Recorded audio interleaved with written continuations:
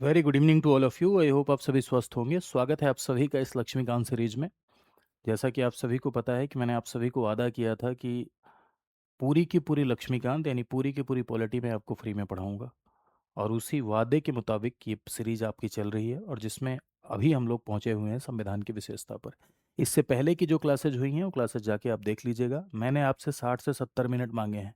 अगर आप लगातार 2.5-3 महीने तक 60-70 मिनट मुझे रोज़ देते हैं, तो मेरा दावा है कि पॉलिटी की ऐसी अंडरस्टैंडिंग डेवलप होगी कि 99% प्लस एक्यूरेसी आप एग्जाम में लेकर आएंगे। आपको करना क्या है कि ये सीरीज देखनी है लक्ष्मीकांत की, और सुबह 7 बजे मेरी एक सीरीज चल रही है 20 मिनट शो। 20 मिनट शो अगर आप जाके देखेंगे तो उसमें 4 सवाल के साथ मैं आपको 40 बातें बताता हूँ। तो 4 सवाल के साथ 40 बातों में ढेर सारी चीज़ें आप सीखते हैं, साथ ही साथ आपकी प्रैक्टिस होती है। तो सुबह 7 बजे का जो 20 मिनट का शो है, 20 मिनट का, उससे आप प्रैक्टिस कीजिए और यहाँ आप थ्योरी पढ़िए। अगर ये दोनों आप लगातार 2.5-3 महीने तक फॉलो करते हैं तो बहुत बढ़िया अंडरस्टैंडिंग डेवलप होगी, इसका मैं दावा करता हूँ। तो चलिए शुरू करते हैं। यदि आप पीसीएस की तैयारी कर रहे हैं या किसी भी स्टेट पीसीएस की तैयारी कर रहे हैं, आरओ बीओ की तैयारी कर रहे हैं, तो ये सीरीज आपके लिए इंपॉर्टेंट है। तो इससे पहले हम लोगों ने संविधान की कुछ विशेषताएं पढ़ी थी। जैसे हम लोगों ने देखा कि Indian constitution is longest written constitution, यानी सबसे बड़ा लिखित संविधान है।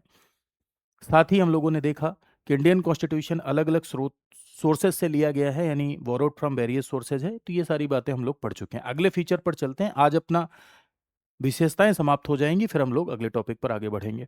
तो एकात्मकता की ओर झुकाव के साथ संघीय व्यवस्था। अब देखो, इस बात को थोड़ा सा समझना होगा अपने को।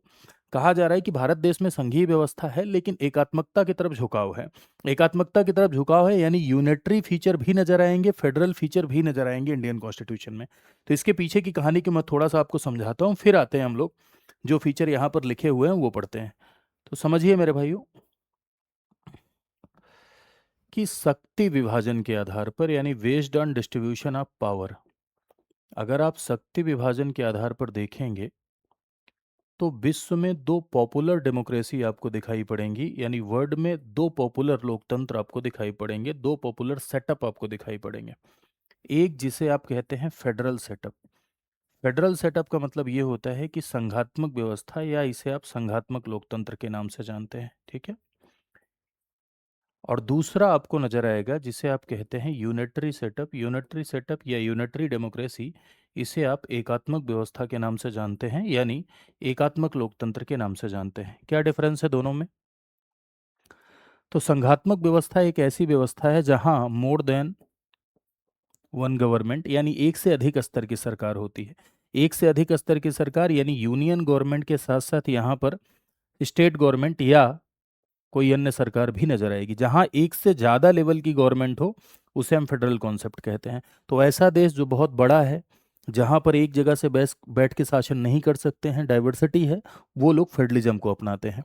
फेडरलिज्म को अपनाने वाला सबसे प्योर सिस्टम फेडरलिज्म का अगर कहीं आप देखना चाहते हैं तो अमेरिका में देख सकते हैं। अमेरिका में ही इसका क्या हुआ, ओरिजिन हुआ। अमेरिका में ही ये पैदा हुआ फेडरलिज्म का कॉन्सेप्ट। अमेरिका में शुरू में अलग अलग देश आपस में समझौता करके, आपस में यूनाइट होकर एक मजबूत देश का निर्माण कर रहे हैं। अलग अलग राज्य आपस में मिलकर एक मजबूत देश का निर्माण कर रहे हैं, उसे हम यूएसए कह रहे हैं, यूनाइटेड स्टेट ऑफ अमेरिका कह रहे हैं। जाहिर सी बात है, जब अलग अलग देश आपस में मिलेंगे और एक मजबूत संघ का निर्माण करेंगे तो कोई भी ये नहीं चाहेगा कि हमारी शक्ति कम हो जाए। इसीलिए जब फेडरलिज्म पैदा हुआ तो वहाँ राज्यों की शक्तियाँ अधिक दिखाई पड़ी, राज्यों को ज़्यादा शक्तियाँ दिखाई पड़ी। इसीलिए आज भी अमेरिका में देखते हैं कि राज्यों को ज़्यादा शक्तियाँ दिखाई पड़ती हैं, राज्यों के अलग संविधान दिखाई पड़ते हैं। राज्यों को केंद्र से अलग होने का अधिकार भी वहाँ के संविधान के द्वारा मिला। अमेरिका का जब संविधान बना तो उसमें ये लिखा हुआ था कि राज्य वहाँ से अलग हो सकते हैं, लेकिन बाद में अमेरिकी सुप्रीम कोर्ट के क्रांतिकारी निर्णयों की वजह से कोई अलग नहीं हो पाता है। आज नहीं अलग हो पाते हैं। जहां पर राज्य को अलग होने का अधिकार है, यानी जहां केंद्र राज्य दोनों है, केंद्र राज्य के मध्य शक्तियों का बंटवारा है, एक से अधिक स्तर की सरकार है, उसे कॉन्फेडरेशन कहते हैं, परिसंघ कहते हैं। यहां पर राज्यों को संघ से अलग होने का अधिकार है। परिसंघ में राज्य संघ से अलग हो सकते हैं, लेकिन अमेरिका शुरुआत में जब बना तब वो परिसंघ था, कॉन्फेडरेशन था, लेकिन बाद में कन्वर्ट होकर अमेरिका संघात्मक व्यवस्था हो गया, या संघ हो गया, या फेडरल हो गया। क्यों? क्योंकि अमेरिका में केंद्र राज्य दोनों है, शक्तियों का बंटवारा है केंद्र राज्य में, लेकिन आज अमेरिका में राज्य नहीं अलग हो सकते हैं। तो ऐसी व्यवस्था संघीय व्यवस्था है। अब जाहिर सी बात है कि संघीय व्यवस्था के ढेर सारे लक्षण होते हैं। अब संघीय व्यवस्था के ढेर सारे लक्षण होते हैं, जो आपको अमेरिका में नजर आएंगे। कभी भी अगर सवाल पूछा जाए कि संघात्मक व्यवस्था के लक्षण बताइए और किसी कंट्री का नाम नहीं लिखा है, तो अमेरिका को ध्यान में रख के आपको उत्तर देना होता है। अगर आपसे कहा जाए यूनिटरी सिस्टम का लक्षण बताइए, तो आपको इंग्लैंड में ध्यान में रख के उत्तर देना होता है, क्योंकि इंग्लैंड में एकात्मक व्यवस्था। अब ये क्या है? जहां पर एक ही सरकार है। अब जाहिर सी बात है कि जहां डाइवर्सिटी कम होती है, छोटा देश है, तो वहां एक सरकार से जहां काम चल सकता है वहां एक गवर्नमेंट बनाते हैं। यहाँ राज्य सरकार का कोई अस्तित्व तो नहीं होता है। अब जाहिर सी बात है कि एक ही सरकार है, राज्य सरकार नहीं है, तो कौन मजबूत होगा? केंद्र मजबूत होगा। राज्य नहीं है तो राज्यों का कोई कॉन्स्टिट्यूशन होगा? नहीं होगा। राज्य नहीं है तो राज्य शक्तिशाली होने का कोई चांस बनता है? नहीं बनता है। तो यहाँ सेंटर स्ट्रांग होगा, यानी केंद्र मजबूत होगा। अब आते हैं भारत पर। भारत ने क्या अपनाया? आप लोग सोचिए जरा कि भारत को क्या अपनाना चाहिए। फेडरल अपनाना चाहिए या यूनिटरी अपनाना चाहिए? तो देखिए, भारत में दिल्ली से बैठ के हम शासन नहीं कर सकते थे। दिल्ली से बैठ के शासन क्यों नहीं कर सकते थे? क्योंकि देश बहुत बड़ा है, ज्योग्राफिकल डाइवर्सिटी है, कहीं मैदान, कहीं पहाड़, कहीं जंगल। दूसरा, दिल्ली से बैठ के शासन नहीं कर सकते। और दूसरी बात, डाइवर्सिटी भी भारत देश में बहुत ज़्यादा है, कल्चरल डाइवर्सिटी, अलग अलग धर्म, अलग अलग समुदाय, पिछड़ापन, सबको मुख्य धारा में लाने का प्रयास करना है, हमें वेलफेयर स्टेट बनाना है। समाज के अंतिम पायदान पर बैठे हुए व्यक्ति का कल्याण सुनिश्चित हो, ऐसी हमारी भावना है। इसलिए एक सरकार से हमारे यहाँ काम नहीं चलेगा। यही कारण रहा कि हमने संघ अपनाया, संघात्मक अपनाया, फेडरलिज्म अपनाया, संघ सरकार के साथ साथ राज्य सरकार बनाई। लेकिन लेकिन लेकिन अगर हम अमेरिका की तरह प्योर फेडरेशन अपना लेते, अमेरिका की तरह हम पूर्णतः संघात्मक व्यवस्था अपना लेते और कहते कि भाई राज्य को मजबूत, राज्य का संविधान, राज्य की अपनी सेना, तो पता चला गुजरात कहता हमारा ढोकला, हमारा गुजरात, हम रहबे नहीं करेंगे भारत देश में, हमारी पगड़ी हमारा पंजाब। कहने का अर्थ ये होता कि राज्य भारत से अलग होने की कोशिश करते, राज्य भारत से अलग होने की कोशिश करते, क्योंकि बहुत सारे राज्य भारत देश में तो डंडे के दम पे आए थे। तो ऐसे में वही इस बात की कोशिश करते कि हम भारत देश से अलग हो जाएं। यही कारण रहा कि भारत देश ने फेडरलिज्म को तो अपनाया, लेकिन अमेरिका की तरह नहीं, कनाडा की तरह। हमने फेडरलिज्म को तो अपनाया, लेकिन हमने मजबूत केंद्र के साथ संघात्मक व्यवस्था क्रिएट की, यानी हमने केंद्र को मजबूत बनाया। अब केंद्र को मजबूत बनाया, इसीलिए भारत को क्वासी फेडरल या सेमी फेडरल कहा जाता है।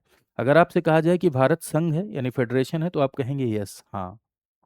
जैसे मैं आपको बताता हूँ कि कहाँ गलतियाँ होती हैं, सवालों में कैसे गलतियाँ होती हैं आपसे, तो वो गलतियाँ आज के बाद आप नहीं करेंगे।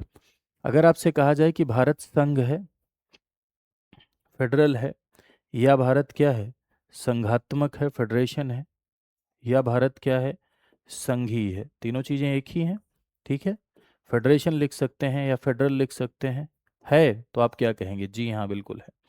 लेकिन अगर आपसे कहा जाए कि भारत प्योर फेडरेशन है, प्योर फेडरेशन है यानी पूर्ण संघी है, पूर्ण संघी प्योर फेडरेशन, या जिसे आप क्लासिक फेडरेशन कह सकते हैं, जैसा कि आपको कहाँ देखने को मिलता है?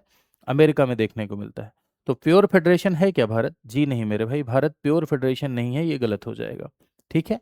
अगर आपसे कहा जाए कि भारत यूनिटरी है, यूनिटरी यानी भारत एकात्मक है, तो ऐसा नहीं है कि भारत एकात्मक है। हाँ, ये बात जरूर है कि भारत देश में केंद्र मजबूत है, तो केंद्र मजबूत है तो इसलिए हम कहते हैं कि भारत देश में संघात्मक के साथ साथ एकात्मक लक्षणों को भी अपनाया गया। यानी भारत देश में फेडरल फीचर तो है ही है, फेडरल फीचर के साथ साथ भारत देश में यूनिटरी फीचर को भी, यानी फेडरल फीचर के साथ साथ यूनिटरी फीचर, एकात्मक लक्षणों को भी अपनाया गया है ना। यानी संघात्मक लक्षण के साथ साथ आपको भारत देश में एकात्मक लक्षण भी नजर आएंगे। एकात्मक लक्षण मतलब कैसे लक्षण? ऐसी बातें जो यूनियन को स्ट्रांग बनाती हैं, ऐसी बातें जो केंद्र को मजबूत बनाती हैं, उसे हम क्या कहते हैं? उसे हम एकात्मक लक्षण कहते हैं। तो इसीलिए कहा जाता है कि क्या भारत में फेडरल और यूनिटरी दोनों फीचर नजर आएंगे? भारत देश में संघात्मक प्लस एकात्मक, संघात्मक प्लस एकात्मक यानी फेडरल, ये सब सवालों के रूप में पूछा जाता है, ध्यान दीजिएगा। ये सब लक्षण पूछे जाते हैं, इस तरह स्टेटमेंट आ जाता है और आदमी गलत कर जाता है। जितनी बातें बता रहे हैं सब सवालों के रूप में पूछी जाती हैं, ध्यान दीजिएगा। तो फेडरल प्लस यूनिटरी दोनों है भारत, तो ये भी स्टेटमेंट आपका सही हो जाएगा, कोई दिक्कत नहीं है। अगर कहा जाए कि भारत देश क्या सशक्त केंद्र के साथ संघवाद है, सशक्त केंद्र के साथ संघवाद, दैट मीन्स कि फेडरेशन विद स्ट्रॉन्ग सेंटर, अगर ऐसा लिखा रहे तो ये भी सही होगा भारत के लिए। फेडरेशन विद स्ट्रॉन्ग सेंटर, बिल्कुल ये भी ठीक है। इसीलिए भारत देश को आप देखते हैं कि अर्धसंघी, केसी वेयर साहब ने इसे अर्धसंघी कहा क्योंकि यूनियन की तरफ व्यवस्था टिल्ड है, अर्धसंघी कहा जाता है। और इसीलिए भारत को क्या सेमी फेडरल या कॉसी फेडरल कहा जाता है। ठीक है, तो आई होप आप गलत नहीं। क्या अगर कहा जाए कि भारत अमेरिका की तरह फेडरल है, अमेरिका की तरह, भारत संघ लाइक अमेरिका, संघ वो भी किसकी तरह, यूएसए की तरह यानी अमेरिका की तरह फेडरल है, तो क्या कहेंगे आप, गलत काट देंगे, गलत हो जाएगा। लेकिन अगर कहा जाए कि भारत का फेडरेशन कैनेडियन मॉडल पर आधारित है, कैनेडियन मॉडल पर आधारित है, अगर ऐसा कह दिया जाए तो आप क्या कहेंगे, आप इसे सही कर देंगे, कैनेडियन मॉडल पर आधारित है। क्लियर है बात? तो आई होप अब आप समझ गए होंगे। तो यहाँ पर देखिए कि भारत देश में एकात्म federal system with unitary base, यानी भारत देश में संघात्मक व्यवस्था है लेकिन संघात्मक व्यवस्था यूनियन की तरफ टिल्ड है। अब भारत के संविधान में आपको संघात्मक और एकात्मक दोनों लक्षण नजर आएंगे, संघात्मक और एकात्मक दोनों लक्षण नजर आएंगे। इसको आप कैसे पहचानेंगे, क्योंकि ये सवालों में बहुत आया है कि भारत के संविधान में संघात्मक लक्षण भी हैं, एकात्मक भी हैं। तो ऐसी बातें जो केंद्र को मजबूत बनाती हैं वो फेडरल फीचर हैं, ऐसी बातें जो केंद्र को मजबूत बनाती हैं वो संघात्मक लक्षण हैं, और ऐसी बातें जहां केंद्र और राज्य दोनों का अस्तित्व, दोनों का एग्जिस्टेंस है, वो संघात्मक लक्षण होगी। और जो केंद्र, माफ कीजिएगा गलत निकल गया था क्या, अगर गलत निकल गया हो तो माफ करिए, ऐसी बातें जो केंद्र को मजबूत बनाती हैं वो एकात्मक लक्षण है। संविधान की वो सारी बातें ध्यान रखिएगा, जैसे इमरजेंसी पावर, केंद्र मजबूत होता है, एकात्मक लक्षण। गवर्नर की नियुक्ति कौन करता है, राष्ट्रपति करता है, केंद्र मजबूत होता है, एकात्मक लक्षण। ऐसी बातें जो सेंटर को स्ट्रांग बनाती हैं वो यूनिटरी फीचर कहलाती हैं। और ऐसी बातें इंडियन कॉन्स्टिट्यूशन की जहां केंद्र और राज्य दोनों का अस्तित्व है वो संघात्मक कहलाएंगी। लेकिन ध्यान रखना, अगर सवाल पूछा जाए कि फेडरल फीचर बताइए, निम्न में से संघात्मक लक्षण बताइए या संघात्मक व्यवस्था के लक्षण बताइए, तो अमेरिका को ध्यान में रख के उत्तर देंगे। एकात्मक बताइए, इंग्लैंड को ध्यान में रख के उत्तर देंगे। लेकिन अगर इंडियन फेडरेशन की बात की जाए तब इंडिया को ध्यान में रख के उत्तर देंगे, क्योंकि इंडिया में दोनों फीचर हैं, इंडिया में मिक्सचर है ना, इंडिया में यूनिटरी और फेडरल दोनों फीचर है। तो चलिए आइए देख लेते हैं कुछ इंपॉर्टेंट संघात। दोहरी सरकार, दोहरी सरकार जाहिर सी बात है कि भाई केंद्र के साथ साथ राज्य सरकार का अस्तित्व, तो केंद्र के साथ साथ राज्य सरकार का अस्तित्व ये कैसा लक्षण है भारतीय संविधान का, संघात्मक लक्षण है। अब केंद्र राज्य दोनों है तो जाहिर सी बात है शक्तियों का बंटवारा होगा, तो शक्तियों का बंटवारा भी कैसा लक्षण है, संघात्मक लक्षण है। लिखित संविधान, रिटन कॉन्स्टिट्यूशन संघात्मक व्यवस्था में ही देखने को मिलेगा। रिटन कॉन्स्टिट्यूशन इसलिए जरूरी है क्योंकि केंद्र राज्य दोनों है, अगर लिख के नहीं बांटोगे ना झगड़ा हो जाएगा, केंद्र और राज्य में झगड़े की संभावना है। इसीलिए फेडरेशन में हमेशा आप देखेंगे कि रिटन कॉन्स्टिट्यूशन होता है, अमेरिका में भी रिटन कॉन्स्टिट्यूशन, इंडिया में भी रिटन कॉन्स्टिट्यूशन, अनरिटन यहां नहीं चल पाएगा। लिखित संविधान जरूरी है, अरे भाई नहीं लिखे हो तब तो इतना झगड़ा होता ही है केंद्र राज्य में, हाँ न लिखे होते तो क्या हालात होते। संविधान की सर्वोच्चता, सुप्रीमेसी ऑफ द कॉन्स्टिट्यूशन, संविधान सर्वोच्च होगा। देखो शक्तियों का बंटवारा आपने संविधान के माध्यम से किया है, केंद्र और राज्य में शक्तियों का बंटवारा, केंद्र की ऑटोनॉमी, राज्य की ऑटोनॉमी, ये इस बात को कौन स्वीकार कर रहा है और किसके द्वारा मिल रही है, संविधान के द्वारा। तो संविधान का मानना जरूरी है कि नहीं केंद्र और राज्य दोनों को, जी हाँ। संविधान के दायरे में ही रहना जरूरी है कि नहीं, जी हाँ। इसीलिए संविधान का सर्वोच्च बनना भी जरूरी है। संविधान सुप्रीम होगा तभी सारे इंस्टीट्यूशन संविधान के दायरे में रहेंगे, संविधान सुप्रीम होगा तभी बाकी इंस्टीट्यूशंस पर लिमिटेशन लग पाएंगी, तभी कानून का राज स्थापित हो पाएगा। ठीक है, तो संविधान की सर्वोच्चता केंद्र और राज्य दोनों की एग्जिस्टेंस को बनाए रखने के लिए है, संविधान की सर्वोच्चता कॉन्स्टिट्यूशन को बनाए रखने के लिए है, संविधान की सर्वोच्चता अधिकारों को बनाए रखने के लिए है। इसीलिए संविधान की सर्वोच्चता संघात्मक व्यवस्था में जरूरी होती है। दूसरी बात, अनम्यता, रिजिडिटी ऑफ द कॉन्स्टिट्यूशन। तो देखो कल मैंने आपको बताया था कि ऐसा संविधान जहां संशोधन बहुत कठिन हो वो कठोर संविधान होता है। तो भारत के संविधान की कुछ बातें ऐसी हैं जिनमें केंद्र राज्य दोनों की सहमति होती है, तो वो कठोरता है।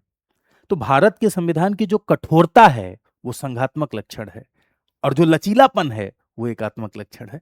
तो जैसे यहां कठोरता की बात की गई है ना, रिजिडिटी, तो ये कैसा लक्षण होगा, यहां रिजिडिटी की बात की गई है भारत के संविधान की, तो ये कैसा लक्षण होगा भैया, ये संघ। तो संविधान की कठोरता यानी संविधान में परिवर्तन के लिए केंद्र राज्य दोनों की सहमति, टफ प्रोसीजर, कठिन प्रक्रिया, कठोरता संघात्मक लक्षण है।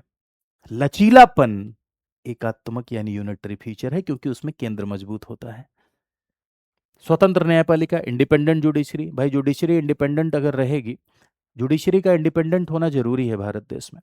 जुडिशरी का इंडिपेंडेंट होना इसलिए जरूरी है क्योंकि अगर जुडिशरी इंडिपेंडेंट नहीं रहेगी तो उसके ऊपर दबाव होगा, और उसके ऊपर दबाव होगा, प्रेशर होगा। सरकार बहुत पावरफुल अथॉरिटी होती है, सरकार इतनी ताकतवर है, उसके पास सेना है, उसके पास आर्मी है, उसके पास सब कुछ है, कुचल के रख देगी एक एक को। तो अगर जुडिशरी पंच है भाई, विवादों का निपटारा करा रही है, संविधान की रक्षा कर रही है, अधिकारों की रक्षा कर रही है, और वही अगर बायस्ड हो गई, वही अगर पक्षपाती हो गई, उसी के ऊपर कोई दबाव हो गया, तो क्या निष्पक्ष न्याय मिल पाएगा? क्या विवादों का निष्पक्ष निपटारा हो पाएगा? क्या केंद्र और राज्य के मध्य शक्तियों का बंटवारा ऑल टाइम सुनिश्चित हो पाएगा? क्या केंद्र और राज्यों का झगड़ा स्वतंत्रता पूर्वक निपटाया जा सकेगा, निष्पक्षता पूर्वक निपटाया जा सकेगा? नहीं। इसलिए न्यायपालिका का स्वतंत्र होना भारत जैसे देश में बहुत जरूरी है। तो स्वतंत्र न्यायपालिका भी संज्ञात्मक लक्षण है, क्योंकि न्यायपालिका अगर स्वतंत्र रहेगी तो केंद्र और राज्य दोनों का एग्जिस्टेंस, दोनों की ऑटोनॉमी बनी रहेगी। ठीक है। द्विसदनीय व्यवस्था, द्विसदनीय व्यवस्था यानी बाई कैमरल लेजिस्लेचर। अगर आप देखते हैं तो केंद्र में एक लोकसभा है, एक राज्यसभा। लोकसभा जनता को रिप्रेजेंट करती है पूरे भारत के, और राज्यसभा पूरे भारत के राज्यों को रिप्रेजेंट करती है। राज्यों के मामले में केंद्र अनुचित हस्तक्षेप न कर सके, राज्यों के मामले में केंद्र का अनुचित हस्तक्षेप न हो सके, राज्यों के मामले में राज्यों के हितों को, स्टेट के इंटरेस्ट को यूनियन लेजिस्लेचर में यानी केंद्र की विधायिका में रखा जा सके, इसलिए राज्यसभा का महत्व है। तो संघात्मक व्यवस्था में ये जरूरी। तो इंडिया की फेडरेशन, इंडिया के संघात्मक व्यवस्था में अगर आप देखें क्या क्या लक्षण आपको नजर आते हैं, तो इंडियन फेडरेशन में दोहरी सरकार, शक्तियों का विभाजन, return constitution, supremacy of the constitution, rigidity of the constitution, independent judiciary, by cameral legislature, ये भारतीय संविधान के संघात्मक लक्षण हैं। स्टेटमेंट वाले सवालों में बहुत पूछे जाते हैं। एकात्मक लक्षण पे आ जाइए। भारत के संविधान के एकात्मक लक्षण क्या है? ऐसी बातें जो केंद्र को मजबूत बनाए, ऐसी बातें जो केंद्र को मजबूत बनाए। तो मेरे भाई कौन कौन सी ऐसी बातें हैं संविधान की जो केंद्र को मजबूत बनाती हैं? लचीलापन, फ्लेक्सिबिलिटी। अकेले अगर केंद्र संविधान को संशोधित कर ले, बहुत कठिन ना हो, तो केंद्र मजबूत हो रहा है ना। तो लचीलापन एकात्मक लक्षण है। इंटीग्रेटेड जुडिशियरी, एकीकृत न्यायपालिका, इसको अभी थोड़ी देर के लिए रहन दीजिए, इसको अभी थोड़ी देर में मैं आपको बताऊंगा। ठीक है, अगला फीचर यही है, तो इसी क्लास में इसको देखेंगे। इंटीग्रेटेड जुडिशरी का मतलब होता है एक ही न्यायपालिका का स्तर, है ना। चाहे आप केंद्र का कानून तोड़े, चाहे आप राज्य का कानून तोड़े, न्यायपालिका का एक ही क्रोनोलॉजी होगी। ठीक है, एक ही क्रम होगा, सबसे छोटे स्तर पर सबॉर्डिनेट कोर्ट, फिर हाई कोर्ट, फिर सुप्रीम कोर्ट, इस तरह से। ऐसा नहीं है कि अलग अलग न्यायालय, केंद्र के लिए अलग, राज्य के लिए अलग। इसके बारे में और थोड़ी बातें अभी थोड़ी देर में आ जाएंगी। ठीक है। इमरजेंसी, आपातकालीन प्रावधान। तो मेरे भाई इमरजेंसी के दौरान केंद्र मजबूत हो जाता है। इमरजेंसी प्रावधान ऐसे प्रावधान है भारत के संविधान के कि जब भी इमरजेंसी लगती है तो केंद्र सरकार को ताकत ज्यादा हो जाती है। तो कैसे लक्षण होंगे? एकात्मक लक्षण होंगे। अखिल भारतीय सेवाएं, all India services. Akhil Bharatiya सेवाएं ऐसी सेवाएं होती हैं जो केंद्र और राज्य दोनों के लिए होती हैं, जैसे आईएएस, आईपीएस, आईएफएस। ठीक है। Indian administrative services, Indian police services, Indian administrative services, Indian police services, और अगला है आपका इंडियन फॉरेस्ट सर्विसेज। ध्यान रखिएगा, Indian forest services, police services, administrative services, forest services, one सेवा, पुलिस सेवा और प्रशासनिक सेवा। जैसे मान लीजिए कि अगर कोई लखनऊ का इस समय डीएम है, आगे चल के उसे कैबिनेट में सेक्रेटरी बनाया गया, केंद्र में उसे अगर सेक्रेटरी बनाया गया, तो किसको रिपोर्ट करेगा? सेंटर को। अभी किसको रिपोर्ट कर रहा है? स्टेट को। जैसे कोई आईपीएस है, लखनऊ का एसएसपी है, वो इस समय स्टेट गवर्नमेंट को रिपोर्ट कर रहा है, कल को सीबीआई में चला जाएगा तो किसको रिपोर्ट करेगा? सेंट्रल गवर्नमेंट को। तो ये सेवाएं ऑल इंडिया लेवल की होती हैं। अब ये सेवाएं केंद्र को कैसे मजबूत कर रही हैं? तो मेरे भाई इनको ट्रेन कौन करता है? केंद्र। अपॉइंट कौन करता है? केंद्र। लेकिन काम कहाँ कर रहे हैं? राज्य में। तो कहा जाता है कि इनडायरेक्टली सेंटर इनके माध्यम से स्टेट पे कंट्रोल करता है, इनडायरेक्टली केंद्र इनके माध्यम से राज्य पर नियंत्रण करता है। ठीक है, ये इसलिए ये एकात्मक लक्षण है। सशक्त केंद्र, ये तो जान ही रहे हैं आप भाई, केंद्र मजबूत है, केंद्र और राज्य में शक्तियां बटी हैं, लेकिन यूनियन की तरफ व्यवस्था टिल्ड है, यूनियन की तरफ व्यवस्था टिल्ड है, एक संविधान है केंद्र और राज्य दोनों का। तो ये एकात्मक लक्षण होगा। सिंगल सिटीजनशिप, हालांकि संघात्मक व्यवस्था में दोहरी नागरिकता होती है, संघात्मक व्यवस्था में दोहरी नागरिकता होती है, डुअल सिटीजनशिप होती है। लेकिन भारत की संघात्मक व्यवस्था में आप देखेंगे कि एकल नागरिकता आपको नजर आएगी, यानी सिंगल सिटीजनशिप आपको नजर आएगी। सिंगल सिटीजनशिप यानी केंद्र और राज्य दोनों की एक नागरिकता। केंद्र और राज्य दोनों की एक नागरिकता मीन्स कि भारत की अलग और उत्तर प्रदेश की अलग, ऐसा नहीं है। हालांकि फेडरेशन में ऐसा होता है, अगर आप अमेरिका में देखेंगे तो न्यूयॉर्क की अलग नागरिकता, यूएस की अलग नागरिकता। ठीक है, संघात्मक व्यवस्था में जब अलग अलग राज्य समझौते के तहत जुड़ते हैं तो कोई भी राज्य ये नहीं चाहेगा कि हमारी पहचान चली जाए, आइडेंटिटी चली जाए, तो वहाँ दोहरी नागरिकता होती है। लेकिन भारत में ऐसा नहीं है। हमने दोहरी नागरिकता इसलिए नहीं अपनाई कि अगर हम पता चला बिहार की दूसरी नागरिकता और भारत की दूसरी, तो अपने आप को बिहारी कहना ज़्यादा बेटर महसूस करते भारतीय कहने की अपेक्षा, कर हम बिहारी हैं, भारतीय बाद में हैं। तो ये देश की एकता के साथ खिलवाड़ होता। तो क्षेत्रीयता की भावना राष्ट्रीयता पर हावी न हो, रीजनलिज्म नेशनलिज्म पर हावी न हो, इसलिए सिंगल सिटीजनशिप अपनाई गई और एकात्मक लक्षण है। केंद्र द्वारा राज्य में राज्यपाल की नियुक्ति, तो राज्यों के राज्यपाल को कौन नियुक्त करता है? राष्ट्रपति। तो राष्ट्रपति नियुक्त करता है तो कौन मजबूत हो रहा है? केंद्र मजबूत हो रहा है, तो ये एकात्मक लक्षण है। तो ये सब भारतीय संविधान के कैसे लक्षण है? एकात्मक लक्षण है। ठीक है, आप देखेंगे तो आर्टिकल 1 में भारतीय संविधान में संघीय शब्द का उल्लेख, हालांकि भारत का संविधान संघीय है, भारत फेडरल है, भारत संघ है, लेकिन इंडियन कॉन्स्टिट्यूशन में कहीं भी फेडरेशन वर्ड नहीं यूज किया गया है। बल्कि भारत के संविधान के राज पद्धति को या भारत की राज पद्धति को दिखाने के लिए भारत के लिए जिस शब्द का प्रयोग किया गया है, that is union of state. Article 1 अगर आप पढ़ेंगे तो आर्टिकल 1 में भारत के लिए राज्यों का संघ यानी यूनियन ऑफ स्टेट शब्द का प्रयोग किया गया है। भारत के लिए यूनियन शब्द का प्रयोग क्यों किया गया, क्या दिखाना चाहते थे? तो यूनियन शब्द का प्रयोग इसलिए किया गया कि भारत में केंद्र राज्य दोनों है, लेकिन केंद्र मजबूत है। पहली बात जो दिखानी थी। दूसरी बात, भारत किसी समझौते का परिणाम नहीं है, India is not result of any agreement, Bharat किसी समझौते का परिणाम नहीं है। तीसरी बात, भारत के राज्य भारत से अलग नहीं हो सकते हैं।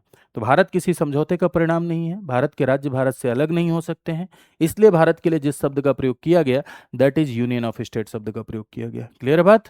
तो भारत के लिए मेरे भाई यूनियन ऑफ स्टेट शब्द का ही प्रयोग किया गया है। तो वही बात यहाँ पर मेंशन है कि किसी राज्य को संघ से, भारत देखो, भारत क्या है? भारत एक शरीर की तरह है। जिस तरह से शरीर के अंगों को नहीं अलग कर सकते, उसी तरह भारत के स्टेट्स को अलग नहीं कर सकते। No state has right to separate from union, यानी किसी भी राज्य को माफ करिएगा, किसी भी राज्य को यूनियन से अलग होने का अधिकार नहीं है। जिस तरह से शरीर के अंग नहीं अलग कर सकते ना, हाँ दिल आप लोग अलग कर लेते होंगे, अलग बात है। दिल तो बहुत ही अलग हो रहा है आजकल, क्या करें, इतना जज्बाती हो गया है दिल की, रोज है अलग होता है। लेकिन भारत एक शरीर की तरह है, जिस तरह शरीर से शरीर के अंग नहीं अलग होते, उसी तरह भारत से भारत के राज्य नहीं अलग हो सकते। ठीक है, और भारत किसी समझौते का परिणाम नहीं है, और भारत देश में सेंटर क्या है? स्ट्रांग है। इन्हीं बातों को दिखाने के लिए भारत के लिए यूनियन ऑफ स्टेट शब्द का प्रयोग किया गया। ठीक है, आगे आ जाते हैं अगले फीचर पर। तो अगला फीचर है पार्लियामेंट्री फॉर्म ऑफ गवर्नमेंट, यानी भारत देश में क्या? संसदीय प्रणाली। तो कल मैंने आपको एक बात बताई थी, एक बार फिर से बता देता हूं, समझिएगा जरा, कि पार्लियामेंट्री फॉर्म ऑफ गवर्नमेंट क्या मतलब है इसका। भारत देश में संसदीय शासन पद्धति अपनाई गई। बहुत ध्यान से सुनिए। सेपरेशन ऑफ पावर के कॉन्सेप्ट में आप जानते हैं कि एक संस्था है जो कानून को लागू कराती है, जिसे हम कहते हैं एग्जीक्यूटिव। एग्जीक्यूटिव यानी कार्यपालिका, है ना। एग्जीक्यूटिव मीन्स कार्यपालिका। दूसरी संस्था ये कानून को लागू कराती है। दूसरी संस्था जो कानून बनाती है उसे आप कहते हैं लेजिस्लेचर, विधायिका या लेजिस्लेटिव। ठीक है, विधानमंडल या विधायिका। तीसरी संस्था जो न्याय देती है, विवादों का निपटारा कराएगी, समान न्याय या संविधान की व्याख्या करेगी, वो न्यायपालिका। ठीक है, तो ये सेपरेशन ऑफ पावर का कॉन्सेप्ट, इसी को कहते हैं doctrine of separation of power, की शासन को 3 अंगों में बांटा गया है। किस लिए? कि कोई एक अंग के पास सारी शक्तियां जाएंगी तो मनमानी करेगा, निरंकुश हो जाएगा, इसीलिए बंटना जरूरी है। और किसी एक अंग के पास ज्यादा पावर होगी तो उसके ऊपर बर्डन भी होगा और मनमानी भी करेगा। तो बर्डन भी कम हो और मनमानी न हो, निरंकुशता ना आए, डिक्टेटरशिप ना आए और विटरेरीनेस ना आए, इसी वजह से बांटा गया। तो ये जो कार्यपालिका और विधायिका है, इन दोनों के संबंधों के आधार पर, किसके संबंध भाई? एग्जीक्यूटिव और लेजिस्लेचर के रिलेशन के आधार पर, यानी विधायिका और कार्यपालिका के संबंध के आधार पर, कार्यपालिका और विधायिका, एग्जीक्यूटिव और लेजिस्लेचर के रिलेशन के आधार पर आप देखेंगे कि विश्व में 2 तरह के पॉपुलर सेटअप हैं। एक जिसे आप कहते हैं parliamentary system of the government या पार्लियामेंट्री डेमोक्रेसी, और दूसरे को आप कहते हैं presidential system of government. Presidential system of government means presidential democracy. Parliamentary democracy यानी संसदीय शासन, और दूसरा है आपका प्रेसिडेंशियल डेमोक्रेसी, जिसे आप कहते हैं क्या? अध्यक्षीय शासन। संसदीय शासन और अध्यक्षीय शासन, यहाँ दो दिखाई पड़ रहा है आपको। समझिए, पार्लियामेंट्री डेमोक्रेसी जिसे आप संसदीय व्यवस्था कहते हैं, इसमें होता क्या है कि इसमें एग्जीक्यूटिव और लेजिस्लेचर ये दोनों लव यू सिद्धांत पर चलते हैं। हाँ, प्रेम है भैया, दोनों एक दूसरे के करीब हैं। ठीक है, दोनों एक दूसरे से कंट्रोल होते हैं। दोनों में शक्तियों का बंटवारा तो है लेकिन बड़ा फ्लेक्सिबल है। ठीक है, हम तुम्हारे यहाँ सनम वाला है। कैसे? जैसे भारत का एग्जाम्पल ले लो, तो भारत देश में लोकसभा के चुनाव से सरकार बनती है। लोकसभा क्या है? संसद का अंग है। और संसद क्या है? विधायिका है। और लोकसभा के चुनाव से क्या बन रही है? सरकार। तो सरकार क्या है भाई? कार्यपालिका है। तो विधायिका से ही कार्यपालिका बन रही है। तो संसदीय प्रणाली में कार्यपालिका विधायिका एक दूसरे से सह संबंधित होते हैं, एक दूसरे से को रिलेटेड होते हैं। और संसदीय प्रणाली में कार्यपालिका विधायिका के प्रति उत्तरदायी होती है, यानी कार्यपालिका विधायिका के प्रति सामूहिक उत्तरदायी होती है। इसे कहते हैं डॉक्ट्रिन ऑफ कलेक्टिव रिस्पॉन्सिबिलिटी। संसदीय प्रणाली में सबसे प्रमुख लक्षण यही होता है कि डॉक्ट्रिन ऑफ कलेक्टिव रिस्पॉन्सिबिलिटी, यानी सामूहिक उत्तरदायित्व का सिद्धांत। सामूहिक उत्तरदायित्व का सिद्धांत ये कहता है कि कार्यपालिका तभी तक है जब तक उसका विधायिका में बहुमत है। इसको और सरल शब्दों में देखो, जैसे भारत देख लो, तो भारत देश में मंत्रिपरिषद लोकसभा के प्रति उत्तरदायी होती है। ये मोदी की जो टीम है, मोदी एंड टीम जिसे आप मंत्रिपरिषद कहते हैं, ये तभी तक है जब तक इसका लोकसभा में बहुमत है। अगर बहुमत गयो तो सरकार गयो। संसदीय प्रणाली का ये नियम है कि if you will enjoy the majority then enjoy the government. अगर आप मेजोरिटी एंजॉय करते हैं तब आप गवर्नमेंट एंजॉय करते हैं। मेजोरिटी गयो तो सरकार गयो। यानी ये सरकार तभी तक है जब तक लोकसभा में बहुमत है। अगर लोकसभा में बहुमत गयो तो सरकार गयो, सीधा कॉन्सेप्ट है। इसी को कहते हैं सामूहिक उत्तरदायित्व का सिद्धांत। तो क्या है कि कार्यपालिका और विधायिका एक दूसरे से को रिलेटेड है, लव यू सिद्धांत, एक दूसरे से सह संबंधित हैं। एग्जीक्यूटिव तभी तक है जब तक लेजिस्लेचर में उसका मेजोरिटी है ना। दोनों एक दूसरे के करीब जा रहे हैं। एग्जीक्यूटिव अलग से नहीं बन रही है, लोकसभा के ही चुनाव से सरकार बन रही है। भारत में मंत्री वही बनते हैं जो या तो लोकसभा या तो राज्यसभा के सदस्य हैं, नहीं है तो 6 महीने के अंदर लेनी पड़ती है। तो यानी विधायिका से ही कार्यपालिका बन रही है। दूसरी बात, यहां अगर आप देखेंगे तो यहां कार्यपालिका और विधायिका दोनों का चुनाव अलग होता है। अमेरिका में प्रेसिडेंशियल सिस्टम अमेरिका में है। अमेरिका में राष्ट्रपति का चुनाव अलग और वहां की संसद जिसका नाम कांग्रेस है उसका चुनाव अलग। अमेरिका में राष्ट्रपति को बने रहने के लिए संसद में कोई बहुमत की आवश्यकता नहीं है। तो यहाँ कोई बहुमत का सिद्धांत नहीं होता है। यहाँ एग्जीक्यूटिव और लेजिस्लेचर में कठोर सेपरेशन है, यहाँ हेटियू सिद्धांत चल रहा है। यहाँ कार्यपालिका और विधायिका में कठोर सेपरेशन है, यानी कार्यपालिका और विधायिका में स्ट्रिक्ट सेपरेशन है। दोनों का चुनाव बिल्कुल अलग अलग हो रहा है, कोई उत्तरदायित्व का सिद्धांत नहीं है। दूसरी बात, पार्लियामेंट्री सिस्टम में डुअल एग्जीक्यूटिव होती है, दोहरी कार्यपालिका, एक नाम मात्र की, एक रियल। नाम मात्र की, जैसे राष्ट्रपति नाम मात्र का कार्यपालिका है, सारे काम किसकी सलाह पर करेगा? मंत्रिपरिषद की सलाह पर। और मंत्रिपरिषद की बात को मानने के लिए बाध्य होता है, सिर्फ एक बार वापस कर सकता है। और मंत्रिपरिषद का प्रमुख कौन है? प्रधानमंत्री। तो इसका मतलब वास्तविक शक्तियां किसके पास गई? प्रधानमंत्री के पास। तो वास्तविक शक्तियां प्रधानमंत्री के पास, नाम मात्र की राष्ट्रपति के पास। इसे कहते हैं दोहरी कार्यपालिका। ये संसदीय प्रणाली में होती है, पार्लियामेंट्री सिस्टम में होता है। अध्यक्षी में ऐसा नहीं है, राष्ट्रपति ही सरकार का प्रमुख है, यही राज्य का प्रमुख है, ये रियल हेड है। ठीक है, तो मेरे भाई भारत देश में किस प्रणाली को अपनाया गया? भारत देश में संसदीय प्रणाली को अपनाया गया। क्यों संसदीय प्रणाली को अपनाया गया? संसदीय प्रणाली को इसलिए अपनाया गया क्योंकि भारत देश में डाइवर्सिटी बहुत ज़्यादा थी, विविधता बहुत ज़्यादा थी। अगर हम अमेरिका की तरह प्रेसिडेंशियल सिस्टम अपनाते तो प्रेसिडेंट पता चला किसी एक वर्ग का ही नेता होता, जिसको भाई बहुमत की जनसंख्या जिधर जाती वही राष्ट्रपति बन जाता। तो जिधर मेजोरिटी पॉपुलेशन जिधर जाती, ज़्यादा संख्या वाले लोग जिधर वोट देते वही राष्ट्रपति बन जाता। तो ये देश की डाइवर्सिटी के लिए ठीक नहीं था। भारत देश में अलग अलग जातियां जनजातियां हैं, तो ऐसे लोग सरकार में जाएं जो सबको प्रतिनिधित्व करें। तो इसीलिए संसदीय प्रणाली अपनाई गई। देखो संसदीय प्रणाली में होता क्या है कि प्रधानमंत्री बहुमत दल का नेता होता है। बहुमत दल यानी बहुमत वाली पार्टी। तो बहुमत वाली पार्टी के जो मेंबर हैं वो अलग अलग लोगों को रिप्रेजेंट कर रहे हैं, अलग अलग क्षेत्र, अलग अलग जनसंख्या, अलग अलग वर्ग, अलग अलग जातियां। तो प्रधानमंत्री किसी एक वर्ग का नेता नहीं है बल्कि सबका नेता है। अब मंत्री बनते हैं तो इसमें ध्यान रखा जाता है कि मंत्री महिला भी हो, मंत्री मुसलमान भी हो, मंत्री अलग अलग जाति का भी हो, मंत्री आदिवासी भी हो, मंत्री नॉर्थ ईस्ट का भी हो, इस बात का ध्यान रखा जाता है।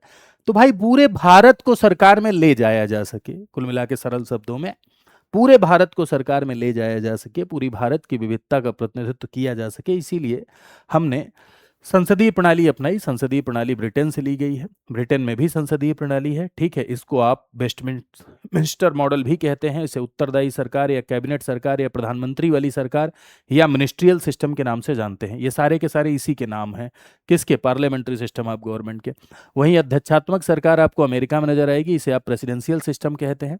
यहाँ कार्यपालिका और विधायिका के बीच में कठोर सेपरेशन होता है, यानी कार्यपालिका और विधायिका के बीच में स्ट्रिक्ट सेपरेशन होता है, हेट यू, है ना, दूर जा रहे हैं एक दूसरे के, कार्यपालिका और विधायिका।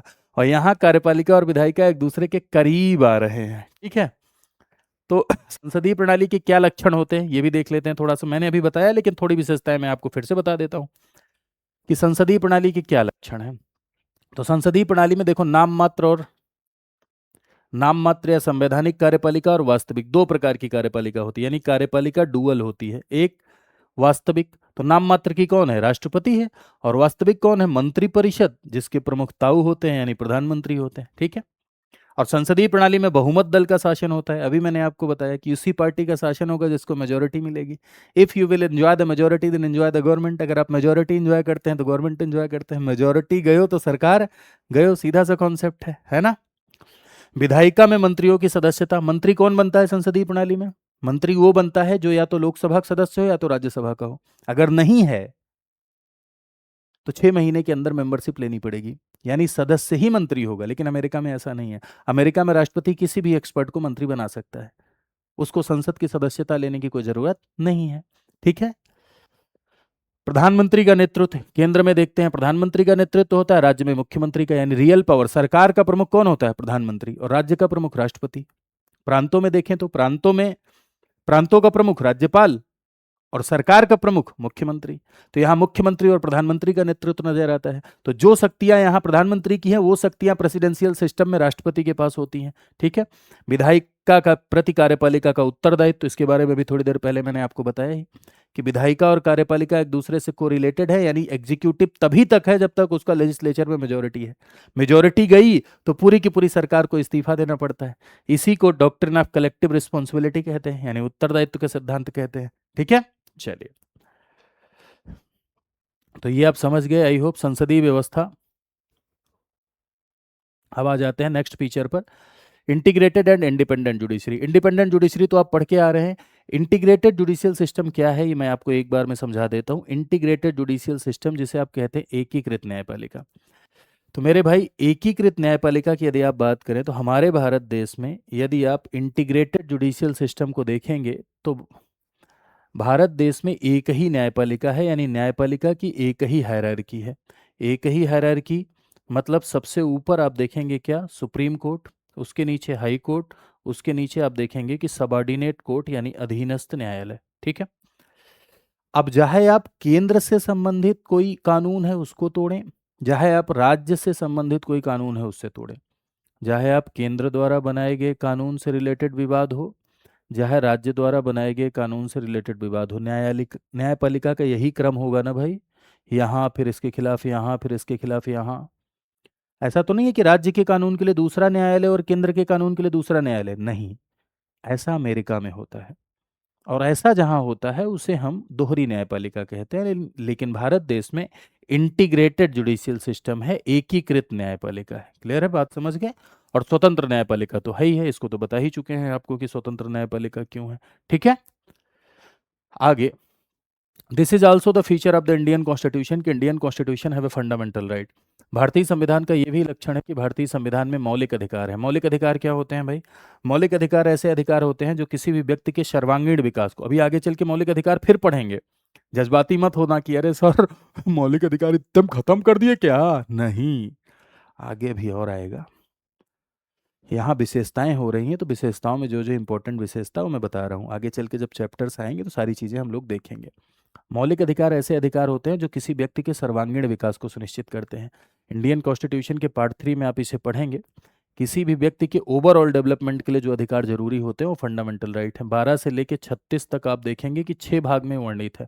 Right to equality, right to liberty 19 से लेकर 22 तक, ठीक है। 23 से लेकर 24 राइट अगेंस्ट एक्सप्लॉयटेशन, 25 से 28 धार्मिक स्वतंत्रता, right to freedom of religion 29-30 cultural and educational rights, और 32 राइट टू कॉन्स्टिट्यूशनल रेमेडीज यानी उपचारों का अधिकार। तो 6 भागों में बांट के मौलिक अधिकारों को दिया गया है। मौलिक अधिकार ऐसे हैं जो गारंटीड हैं, इन पर गारंटी मिली हुई है। गारंटी मिली हुई है, ये इन्फोर्सिएबल हैं यानी वाद योग्य हैं, इनके लिए आप कोर्ट में जाके क्लेम कर सकते हैं। गारंटी मिलने का क्या मतलब है? जब आप कोई सामान खरीदते हैं उस पर गारंटी मिलती है, तो सामान में कुछ दिक्कत होती तो पहुंच जाते हैं ना टिंग टिंग टिंग करके। वैसे ही मौलिक अधिकार ऐसे अधिकार हैं जिन पर गारंटी मिली है, कोर्ट में जाके आप इन्हें क्लेम कर सकते हैं। आप न्यायालय का दरवाजा खटखटा सकते हैं, कोई दिक्कत हो टिंग टिंग टिंग टिंग करके अनुच्छेद 32 से सुप्रीम कोर्ट और 226 से हाई कोर्ट जा सकते हैं। तो मौलिक अधिकार ऐसे अधिकार हैं, ठीक है। वहीं मौलिक अधिकार तो इंडियन कॉन्स्टिट्यूशन में आपको मिले ही 6 भाग में। ओरिजिनल कॉन्स्टिट्यूशन में एक और मिला था, 7 मौलिक अधिकार थे। ओरिजिनल कॉन्स्टिट्यूशन में एक था राइट टू प्रॉपर्टी, जो कि आर्टिकल 31 में और 19 क्लॉज 1F में था। संपत्ति का अधिकार भी मौलिक अधिकार था, लेकिन इसे 44th कॉन्स्टिट्यूशनल अमेंडमेंट के द्वारा 44वें संविधान संशोधन के द्वारा मौलिक अधिकार से समाप्त करके विधिक अधिकार यानी लीगल राइट बना दिया गया और 300A में रख दिया गया, ठीक है। तो अभी 6 ही भाग में आपके फंडामेंटल राइट हैं यानी मौलिक अधिकार है। अगला DPSP, this is also the feature of the Indian Constitution. Indian Constitution have a directive principle of state policy.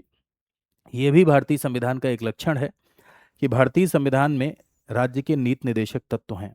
आप समझिए जरा सा इसके पीछे की कहानी। देखिए, संविधान सभा के जो संवैधानिक सलाहकार थे, जिनका नाम था श्रीमान BN राव साहब, बेनेगल नरसिंह राव साहब।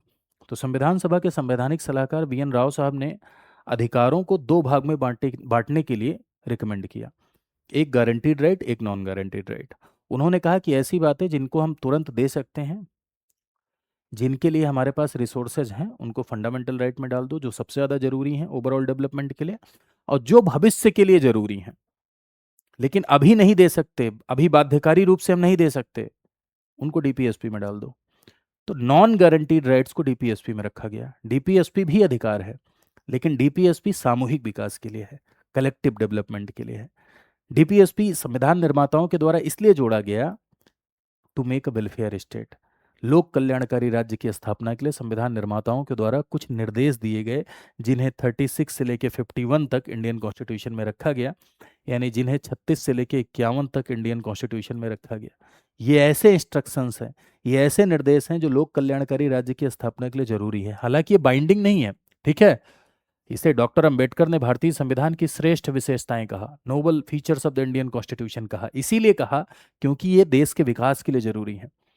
राज्य से अपेक्षा की जाती है कि राज्य इन्हें लागू करे, हालांकि ये राज्य के लिए बाध्यकारी नहीं है, इनके लिए आप कोर्ट में जाके क्लेम नहीं कर सकते हैं, but fundamental for the governance, शासन के लिए जरूरी है।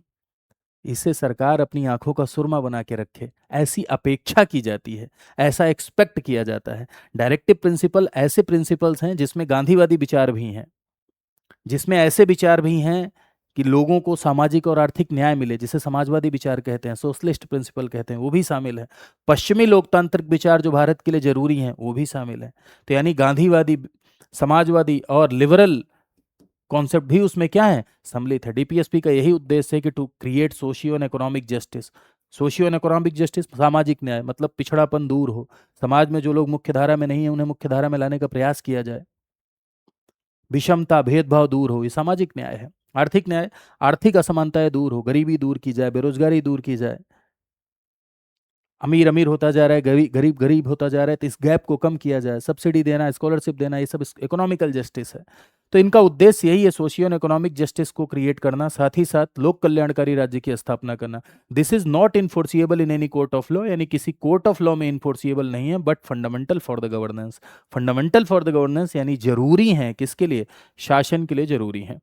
तो ये भी भारतीय संविधान की एक विशेषता है कि Indian constitution have a directive principle of state policy, यानी भारतीय संविधान के पास क्या, directive principle of state policy है। नेक्स्ट, सेकुलर स्टेट, धर्मनिरपेक्ष राज्य। सेकुलर स्टेट मीन्स एक ऐसा राज्य जिसका अपना कोई विशेष धर्म न हो, एक ऐसा राज्य किसी एक स्पेशल रिलीजन में बिलीफ न करे या किसी एक रिलीजन को प्रायोरिटी न दे, एक ऐसा राज्य जो सभी धर्मों का समान सम्मान करे, सभी को धार्मिक स्वतंत्रता दे। तो इंडियन सेकुलरिज्म, भारत की धर्मनिरपेक्षता एक ऐसी धर्मनिरपेक्षता है कि भारत का कोई अपना ऑफिशियल या नेशनल रिलीजन नहीं है। भारत किसी एक धर्म को प्रायोरिटी नहीं देगा, भारत में राजनीति और धर्म अलग अलग रहेंगे। धर्म में तभी हस्तक्षेप किया जाएगा जब कोई सामाजिक बुराई पैदा हो, अन्यथा नहीं। सबको फ्रीडम ऑफ रिलीजन होगी, यानी सबको धार्मिक स्वतंत्रता होगी, चाहे इंडियन हो चाहे एलियन हो, सबको। किसी एक रिलीजन के लिए कोई स्पेशल प्रिविलेज नहीं दी जाएगी, दी भी जाएगी तो सबको समान महत्व देते हुए दी जाएगी। राज्य का कोई ऑफिशियल रिलीजन नहीं होगा।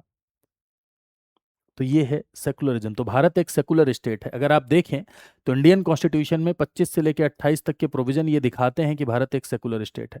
सेकुलर शब्द भारत में बाद में जोड़ा गया, प्रियम्बल में 42nd कॉन्स्टिट्यूशनल अमेंडमेंट के द्वारा सेकुलर वर्ड जोड़ा गया, लेकिन उससे पहले से ही भारत एक सेकुलर स्टेट है। संविधान के बहुत सारे प्रावधान इस बात को शो करते थे कि भारत एक क्या है, पंथ निरपेक्ष राज्य है। ठीक है, चलिए नेक्स्ट फीचर पर आते हैं। अगला है आपका सार्वभौमिक वयस्क मताधिकार। सार्वभौमिक वयस्क मताधिकार यानी यूनिवर्सल एडल्ट फ्रेंचाइज। सेकुलरिज्म के बारे में और भी पढ़ेंगे जब प्रियम्बल पहुंचेंगे, तो प्रियम्बल में और भी बातें उससे रिलेटेड बताएंगे। सार्वभौमिक वयस्क मताधिकार यानी यूनिवर्सल एडल्ट फ्रेंचाइज मींस एक वयस्क, एक उम्र सीमा जिसे प्राप्त कर लेने के बाद जब वोट देने का अधिकार मिल जाता है तो उसे हम कहते हैं यूनिवर्सल एडल्ट फ्रेंचाइज। एक उम्र सीमा जिसे हम वयस्कता कहते हैं, उसे प्राप्त कर लेने के बाद जब वोट देने का अधिकार मिल जाता है तो that is your universal adult franchise. और भारत देश में आप देखेंगे कि अनुच्छेद 326 के तहत सार्वभौमिक वयस्क मताधिकार का प्रयोग लोकसभा और विधानसभा के चुनाव में होगा, यानी विधानसभा के चुनाव और लोकसभा के चुनाव में। तो भारत देश में 18 साल से ऊपर का कोई भी व्यक्ति को वोट देना उसका लीगल राइट होगा। उसको किसी भी जाति, नस्ल, धर्म, लिंग या साक्षरता के आधार पर वोट देने से वंचित नहीं किया जाएगा। ठीक है, पहले हालांकि पहले हमारे भारत देश में वयस्कता की उम्र 21 ईयर थी, लेकिन 61th कॉन्स्टिट्यूशनल अमेंडमेंट एक्ट के द्वारा, 61वें संविधान संशोधन के द्वारा ये घटाकर कितनी कर दी गई, 18 साल कर दी गई। अभी राइट नाउ जो वयस्कता की उम्र है भारत देश में 18 साल है। 18 साल के ऊपर के प्रत्येक व्यक्ति को वोट का अधिकार लीगल राइट है, यानी उसका विधिक अधिकार है। ठीक है, this is also the feature of the Indian constitution. ये भी भारतीय संविधान का क्या है, एक तरीके से लक्षण है।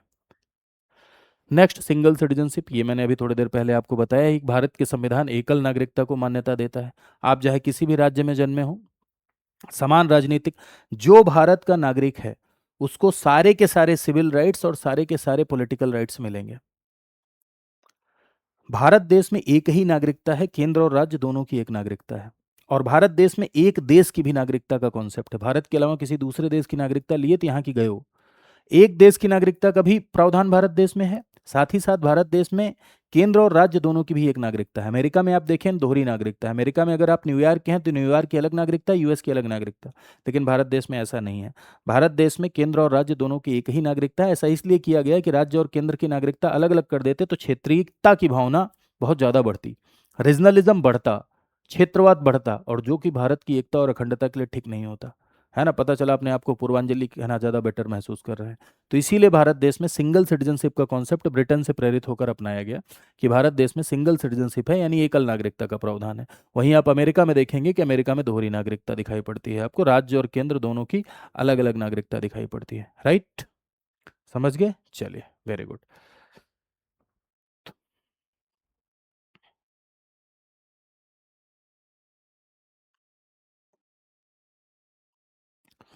अगले और लास्ट फीचर पे आते हैं। अगला जो इंपॉर्टेंट फीचर है आपका, Indian constitution have independent bodies. भारतीय संविधान के पास कुछ स्वतंत्र निकाय हैं।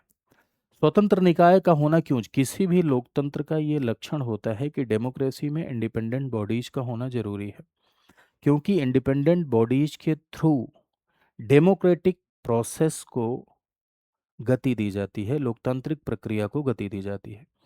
इंडिपेंडेंट बॉडीज जब होती हैं तो उससे सरकार का मनमानीपन रुकता है, उससे सरकार दबाव में अपने हित में काम नहीं करा पाती है।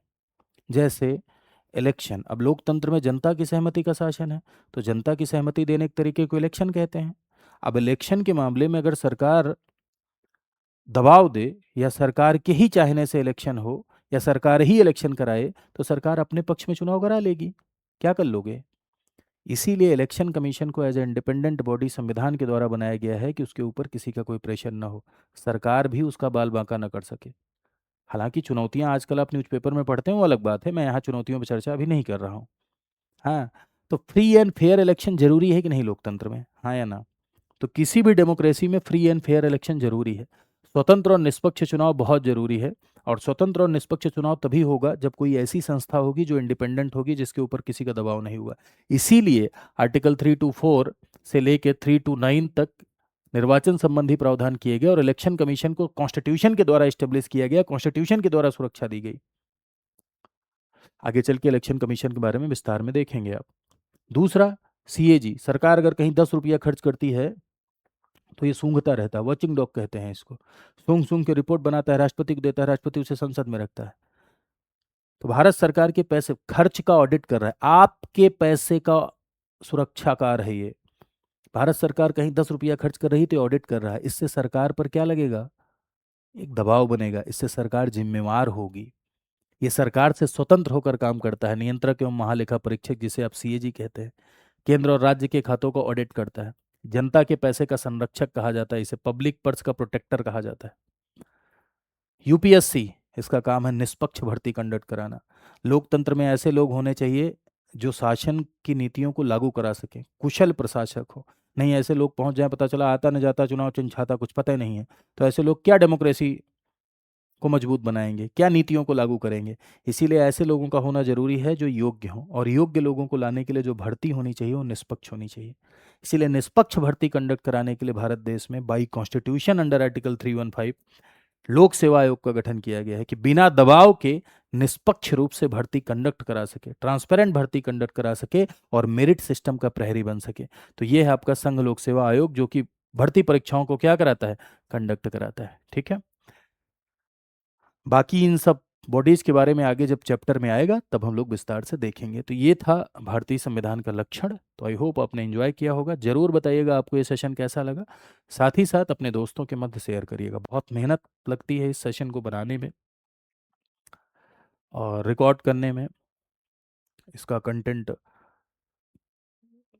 लिखवाने में। तो मेरे भाई, मैं आपसे अपेक्षा करता हूँ कि आप इसे फैलाएंगे।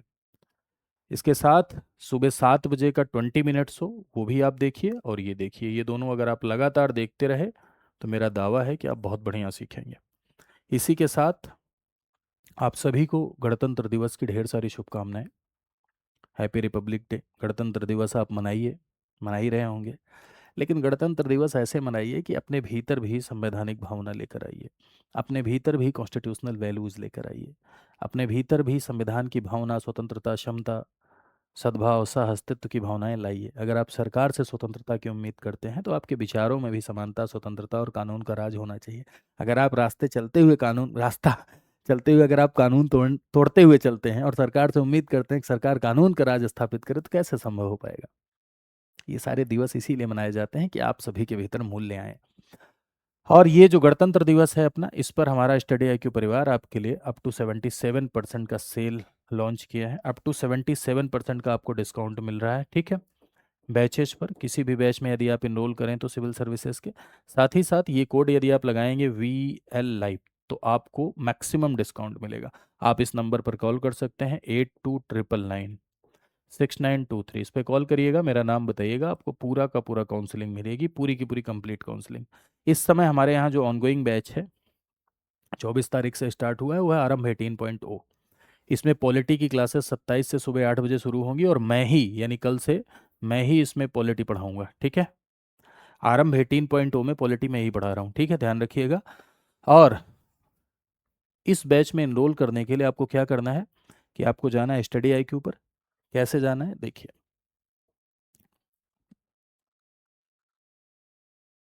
गूगल पे जाइए, यहाँ लिखिए आप स्टडी IQ, इस तरह से ओपन करिए। पॉपुलर ऑनलाइन कोर्सेज में जाइए, स्टेट PCS सेलेक्ट करिए, फिर उत्तर प्रदेश सेलेक्ट करिए, फिर उसके बाद जाइए देखिए आरंभ 18.0।